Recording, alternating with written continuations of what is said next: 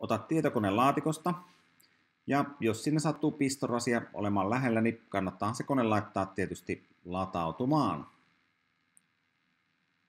Sitten käynnistetään kone. Siinä voi hetken kestää. Ja ekaksi valitaan, että mitä kieltä ja missä maassa satutaan olemaan ja näin poispäin.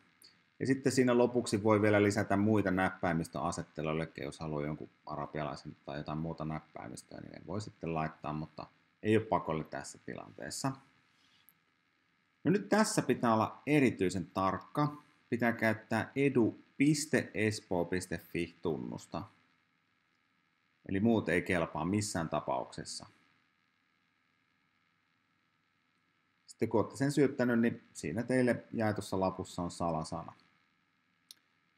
Ja tässä välissä kone saattaa käynnistyä uudelleen, kestää jonkun aikaa. Ja tähän jälleen se edu.espoo.fi salasana, mikä muu ei käy.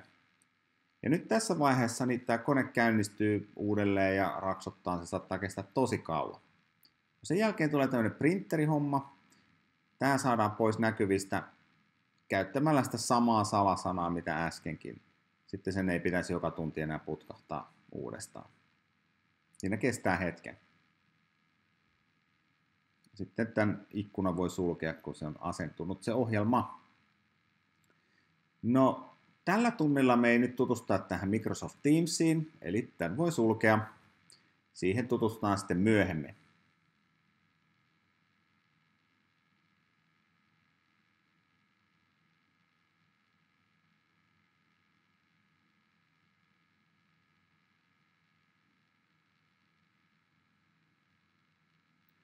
No sitten salasanan vaihtaminen. Ctrl-Alt-Delete, jossa tulee tällainen valikko. Sieltä valitaan vaihda salasana ja sitten ihan normaaliin tapaan vaihdellaan, kirjoitetaan vanha salasana ja sitten keksitään joku uusi tosi hyvä salasana. No sitten katsotaan oppimateriaalit, eli käynnistä joku selain, vaikka Chrome tai näin poispäin. Ja sitten campus.sanomapro.fi. Ja siellä on erittäin tärkeää, että käytät MPAS ID-tunnistautumista. Ja tänne kirjoitetaan oman koulun nimen alkua, niin se ehdottaa sitten heti, että Espoolainen lukio. Ja nyt tähän jälleen laitetaan edu.espoo.fi tunnus. Eli lähes joka paikkaan kirjoitetaan tällä samalla tunnuksella.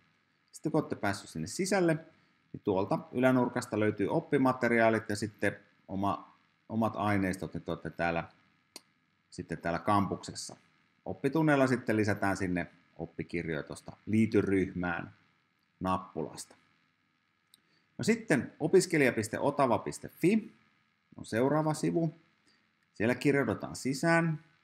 Ja täällä on taas tunnistaudu MPAS ID:llä. Ja nyt se muistaa, kun äsken tehtiin tuo, niin se muistaa jo suoraan, että oltiinkin espoolainen lukiossa ja saattaa jopa muistaa tämän salasanankin, jos olette sen antanut tallentaa, eli tänne pääsee aika nopeasti. No nyt sitten tämä Otava vielä haluaa varmistaa se sähköposti, niin käytetään taas sitä edu.espoo.fi. Nyt päästiin tänne Otavalle.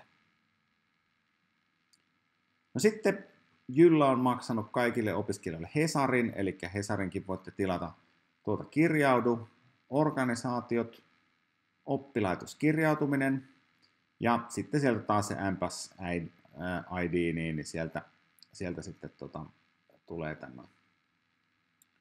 No sitten poikkeuksena, eli jos te menette mihin tahansa Google-palveluille, eli Classroomiin, Gmailiin tai sitten tonne Driveen, niin siinä pitääkin käyttää eduespoo.fi ja siihen ei saa laittaa sitä pistettä.